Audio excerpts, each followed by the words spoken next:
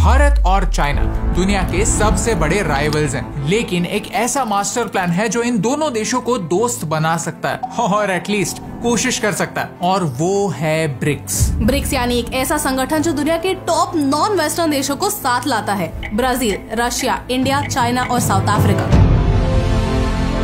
आज रूमर्स हैं कि ब्रिक्स अपनी एक करेंसी बनाना चाहता है जो डॉलर का डोमिनेंस खत्म करेगी। क्या ये डी-डॉलराइजेशन की शुरुआत है? क्या इस बहाने भारत और चाइना की दोस्ती हो सकती है और इससे हमें क्या फर्क पड़ता है? आइए जानते हैं आज के इस वीडियो में। हमारे 5 मिलियन सब्सक्राइबर्स पूरे होने वाले हैं और हम काफी एक्साइटेड हैं। अगर आपको हमारे वीडियोस अच्छे लगते हैं और आपको जियोपॉलिटिक्स में इंटरेस्ट है तो प्लीज वो सब्सक्राइब बटन प्रेस कर दीजिए। आपके लिए तो फ्री है, लेकिन इससे हमारी बहुत हेल्प होती है। चैप्टर 1, ब्रिक्स क्या है? ब्रिक्स की शुरुआत 2008 के फाइनेंशियल क्राइसिस के बाद हुई, जब ब्राजील, रशिया, चाइना और भारत यानी इंडिया के लीडर्स रशिया में पहली बार मिले। साउथ अफ्रीका इस ग्रुप का हिस्सा 2010 में बना। देखा जाए तो ये ब्रिक्स सिर्फ 5 देशों का ग्रुप है, लेकिन इसका इम्पैक्ट काफी बड़ा है। इन टोटल ब्रिक्स में पूरी दुनिया का 1/4 लैंड और 42% पॉपुलेशन शामिल है, और इन 5 देशों में से कोई न कोई एक देश दुनिया के 17% ट्रेड में शामिल है। ब्रिक्स इतना इम्पोर्टेंट है कि 23 देशों ने इसका पार्ट बनने के लिए एप्लीकेशन दिया है। इनमें सऊदी अरेबिया, ईरान, यूएई जैसे देश शामिल हैं। आज दुनिया में एक ही सुपर पावर है और वो है अमेरिका। फाइनेंस, टेक्नोलॉजी, मिलिट्री, तीनों एंगल से देखा जाए तो दुनिया में ऐसा कोई एक देश नहीं है जो अमेरिका को अकेले टक्कर दे सकता है। चाइना भी नहीं, तो अगर एक नेशन नहीं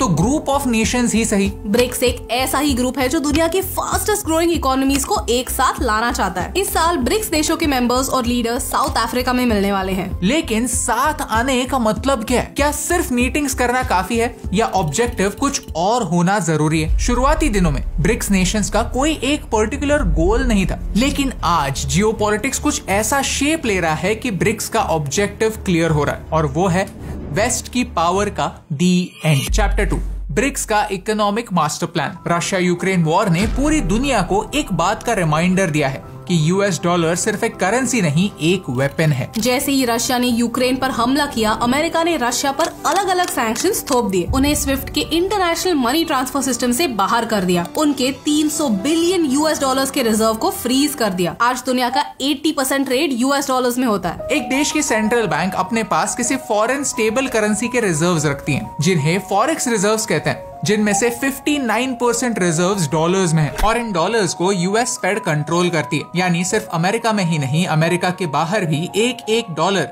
कैसे यूज हो सकता है, इस पर पूरा कंट्रोल अमेरिका का होता है। चाइनीज इकोनॉमी कंप्लीटली ट्रेड पर निर्भर। चाइना के टोटल जीडीपी का 1/5 उनके एक्सपोर्ट से आता है। जैसे रशिया को यूक्रेन में इंटरेस्ट है, वैसे ही चाइना को ताइवान में है। चाइना ताइवान को अपने मेन लैंड का ऑफिशियली हिस्सा बनाना चाहता है। यानी आज नहीं तो कल चाइना को ताइवान पर अटैक करना होगा, और अगर ऐसा होता है तो अमेरिका चाइना पर भी सैंक्शंस लाद देगा। ये एक ही डर है जो चाइना को ताइवान पर अटैक करने से रोक रहा है। यानी चाइना अमेरिका के साथ साथ दूसरे मेजर देशों से भी ट्रेड नहीं कर पाएगा। इसके प्रेपरेशंस चाइना 2009 से ऑलरेडी कर रहा है, क्योंकि आज 6% of world trade Chinese yuan में होता है। इस साल रशिया के अलेक्जेंडर बाबाकोव ने कहा कि रशिया एक नई ग्लोबल करेंसी बनाने पर फोकस कर रहा है। चाइना के इकोनॉमिक मास्टर प्लान को समझने का सबसे आसान तरीका है कि एक टाइमलाइन पर सारे रीसेंट इवेंट्स को डाल दो। अब तक हमने क्या देखा? 2009 में ब्रिक्स की शुरुआत हुई, और वो भी 2008 के फाइनेंशियल क्राइसिस के बाद। उसके बाद 2014 से लगातार हर साल ब्रिक्स के देश एक दूसरे के साथ मीटिंग्स कर रहे हैं। 2020 में पैंडेमिक आने के बाद कई देशों को एक इकोनॉमिक क्राइसिस से गुजरना पड़ा, और उनमें से कई देशों को आईएमएफ ने मदद करने से इनकार कर दिया। मार्च 2022 में रशिया ने यूक्रेन को इन्वेड किया और उन पर वेस्ट ने सैंक्शंस लगाए, लेकिन बाकी की दुनिया ने रशिया से ट्रेड करना छोड़ा तो नहीं। दिसंबर 2022 से डी-डॉलराइजेशन की शुरुआत हुई। इस साल 2023 में अमेरिका की एक बड़ी bank silicon valley bank collapse हुई, और 2008 जैसी ही एक सिमिलर सिचुएशन क्रिएट हुई। वही सेम सिचुएशन जिसने ब्रिक्स को जन्म दिया था, और अप्रैल 2023 से ब्रिक्स के सारे देश अपने गोल्ड रिजर्व्स बढ़ा रहे हैं। इंडिया ने 3 टन, रशिया ने 31 टन और चाइना ने 102 टन नया गोल्ड खरीदा है। ये सारे सिग्नल्स इसी ओर इशारा करते हैं कि ब्रिक्स अपनी नई करेंसी लॉन्च करने की तैयारी में है, और वो भी ऐसी करेंसी जो गोल्ड से बैक्ड होगी। एक नई करेंसी को सक्सेसफुल बनाने के लिए 3 चीजें इंपॉर्टेंट होती हैं: एक्सपांशन,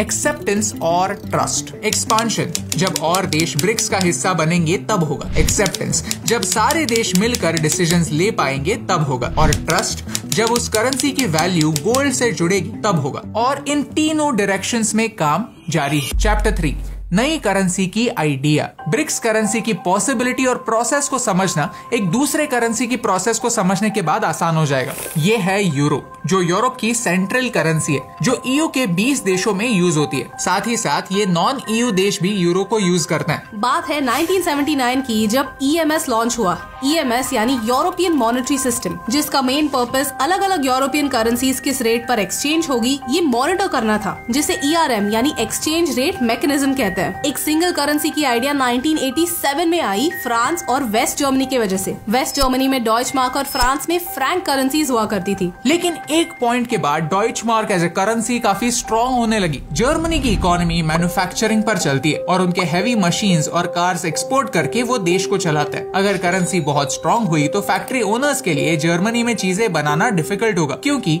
लेबरर्स को ज्यादा सैलरीज देनी होंगी, दाम महंगे होंगे तो डिमांड घटेगी और लॉन्ग रन में इंडस्ट्री बर्बाद हो जाएगी। On the other hand France की इकोनॉमी जर्मनी जितनी फास्ट नहीं ग्रो हो रही थी, लेकिन ERM की वजह से उनकी करेंसीज एक दूसरे से टाइड थी। ये एक इकोनॉमिक डिजास्टर था जो एक टिकिंग टाइम बॉम्ब की तरह वेट कर रहा था। इसे प्रिवेंट करने के लिए यूरोपियन यूनियन के देशों में एक ट्रीटी साइन हुई, जिसे maastricht ट्रीटी कहते हैं। ये ट्रीटी 1991 में हुई और 1999 में यूरो लॉन्च हुआ। लेकिन कैसे? ये डीमोनेटाइजेशन जैसा ओवरनाइट डिसीजन नहीं था। प्रेपरेशन के लिए ही 10 साल लगे। लॉन्च होने के बाद भी 3 सालों के लिए यूरो एक इनविजिबल करेंसी था, यानी लोगों के हाथ में नहीं, बस अकाउंटिंग में यूज होता था। आज यूरोप में 11 लोकेशंस है जहां यूरो प्रिंट होता है। हर साल 6 बिलियन नोट्स प्रिंट होता है। यूरो आने से पहले अगर किसी बिजनेसमैन को यूरोप के अलग अलग देशों में जाकर बिजनेस करना है तो उसे 10 अलग अलग वॉलेट्स कैरी करने पड़ते थे, हर वॉलेट में एक अलग देश की करेंसी। और याद रहे, ये इंटरनेट का जमाना नहीं है जहां हम फटाक से अपना फोन खोलकर करेंसी रेट्स चेक कर सकते हैं। फॉर एग्जाम्पल, इटालियन लीरा में 5 लाख के नोट भी हुआ करते थे और फ्रेंच फ्रैंक बस